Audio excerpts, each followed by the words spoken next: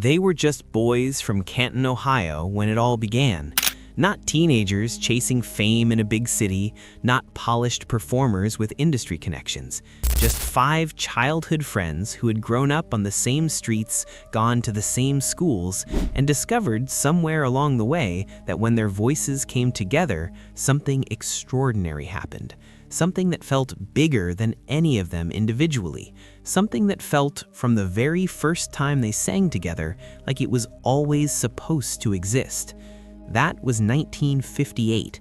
68 years later, in 2026, the story of those 5 boys is one of the most heartbreaking and triumphant journeys in the entire history of American soul music. A journey filled with decades of waiting, moments of almost unimaginable success, personal losses that cut to the bone, a mysterious death that went unsolved for 40 years, a disease kept secret for nearly 3 decades, and 2 men still standing at the end of it all, still carrying the name forward, still reminding the world what the love train was always supposed to mean. This is the story of the original OJs, where they came from, what they became, and what happened to each of them when the music finally had to end. Eddie Levert and Walter Williams met when they were 6 and 7 years old, respectively, growing up in Canton, Ohio. 2 little boys in the same neighborhood who shared a love of gospel music before they had any language for what music even was. They sang together at a local radio station as children, just the 2 of them, building something without knowing what they were building. Around 1958, when they were both teenagers attending McKinley High School, they brought in 3 classmates, William Powell, Bobby Massey, and Bill Iles, and the group that would eventually become one of the greatest R&B acts in American history was born. They called themselves the Triumphs at first, then the Mascots. They released a single called Miracles in 1961 on the King Records label in Cincinnati, and it caught the ear of a Cleveland disc jockey named Eddie OJ, who championed them, promoted them relentlessly on his radio show, and gave them career guidance that helped shape their entire professional identity. In 1963, as a tribute to the man who had believed in them before anyone else did, they renamed themselves the OJs. They would carry that name for the rest of their lives. The 1960s were a decade of grinding, relentless work for almost no financial reward. They signed with Imperial Records in Los Angeles and released their debut album, Coming Through, in 1965. They charted minor hits throughout the decade: Lipstick Traces, Stand In for Love, I'll Be Sweeter Tomorrow, One Night Affair, songs that built them a loyal following but never broke them through to mainstream pop success. They were, by every measure, a working group, playing clubs, touring constantly, recording when they could, surviving on the road while bigger acts collected the spotlight.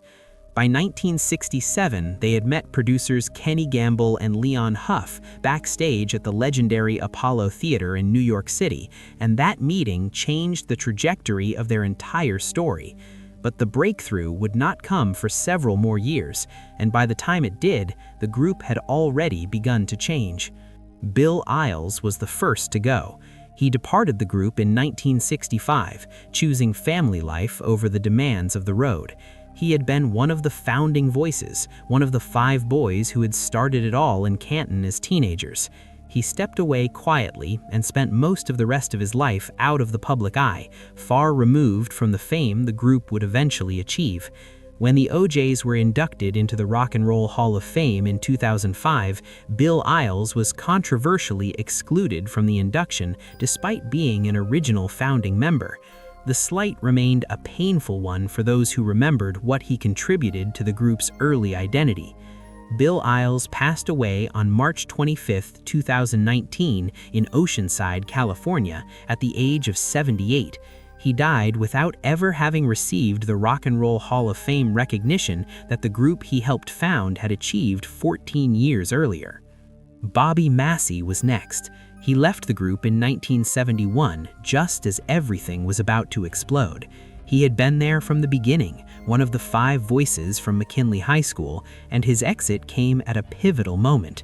Gamble and Huff were establishing their new Philadelphia International Records label, and the group was finally about to become the phenomenon they had been working toward for over a decade. Bobby stepped aside to pursue his own production interests, choosing to build behind the scenes rather than continue performing. His exit made the group a trio: Eddie, Walter, and William, and it was as a trio that the OJs would finally conquer the world. Bobby Massey was inducted into the Rock and Roll Hall of Fame in 2005 alongside Eddie and Walter. He has remained largely private throughout his later years, his exact current status and whereabouts not widely reported as of 2026. In 1972, everything changed at once. Kenny Gamble and Leon Huff signed the now trio to Philadelphia International Records, the label that would define the sound of Philadelphia for an entire generation. The first album they recorded together, Backstabbers, arrived in 1972 and hit like a thunderclap. The title track shot to number 3 on the pop charts and number 1 on the R&B charts. It was the first million-selling single of their career. Over a decade of work, of grinding, of almost quitting, had finally produced the moment they had been working toward since they were boys singing gospel in Canton. Love Train followed in 1973 and went to number 1 on the Billboard Hot 100. For the Love of Money in 1973, Put Your Hands Together, Give the People What They Want, I Love Music, Livin' for the Weekend, Message in Our Music, Darlin' Darlin' Baby, hit after hit after hit, each one carrying the unmistakable gospel-drenched harmonies and socially conscious lyrics that Gamble and Huff had built into something called Philadelphia soul. The OJs were not just successful, they were the backbone of an entire movement. They became the first black vocal group to headline arenas across America during the 1970s. That had never been done before. And yet, even at the peak of that success, tragedy was already arriving. William Powell had been diagnosed with colon cancer in 1975. He kept performing as long as his body allowed, recording in the studio and appearing on stage while fighting a disease that was quietly consuming him from the inside. By 1976, he could no longer continue. He stepped away from touring, leaving Eddie and Walter to carry on without him while he fought the illness that had stolen his future at the worst possible time. He was in his early 30s. The group he had helped build was at the height of its commercial power, and he was dying. William Powell passed away on May 26, 1977, in Canton, Ohio, the same city where he had been born 35 years earlier.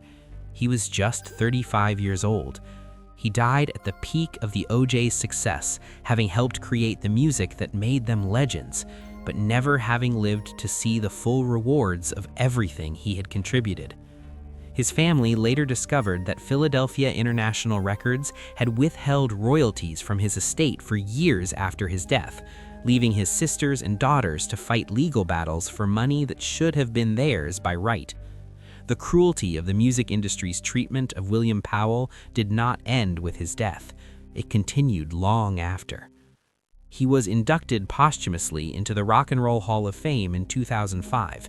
It was the only way left to honor a man who had given everything and received far too little in return. The story of the early OJs also includes one of the darkest and most tragic mysteries in all of soul music history. Frankie Little Jr. had been an early guitarist and songwriter with the group in the 1960s, contributing to several recordings during their formative years in Los Angeles. But he became homesick for Cleveland and the woman he loved there, and he eventually returned to Ohio in 1967.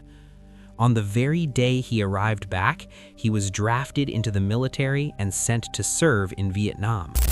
The war took him away from the woman he loved, away from the music he had helped build, away from the group that was quietly moving towards something historic. He was last known to be alive in the mid-1970s, and then he simply disappeared. For nearly 40 years, nobody knew what had happened to Frankie Little. In December 2021, Ohio authorities announced that partial human remains discovered in a garbage bag in 1982 in Twinsburg, Ohio, had finally been identified. The skull and bones found behind a closed business bore signs of blunt force trauma. The death was ruled a homicide. The remains belonged to Frankie Little Jr., a founding contributor to one of the greatest R&B groups in American history. Murdered and discarded in a garbage bag, his story unknown to most of the world for 4 decades. The OJs released a statement saying they hadn't heard from him in years, that he had come with them when they first ventured to Los Angeles, but had returned to Cleveland because of the woman he loved. They wished his family closure to what they called a very sad story. Closure came, but justice, decades late, was a cold and inadequate thing. As of 2026, Eddie Levert and Walter Williams are the last 2 surviving original members, and both men have carried the weight of that legacy with extraordinary grace. William Williams was diagnosed with multiple sclerosis in 1983, a disease that attacks the nervous system and causes progressive disability. Eddie Levert, now 83 years old, and Walter Williams, now 82, are the last voices from that original group of boys who formed the Triumphs in Canton, Ohio in 1958. They have carried their bandmates' memories through every performance, every award, every standing ovation. The Rock and Roll Hall of Fame in 2005, 10 gold albums, 10 platinum albums, 10 #1 hits, a Grammy Hall of Fame induction for Love Train and For the Love of Money. They announced their last studio album, The Last Word, in 2019. Walter said simply that it was time to stop all the racial hate and own up to who they were as equal people. Eddie said they wanted people to be aware of what was going on in the world. After 68 years, the Love Train still carried the same message it always had.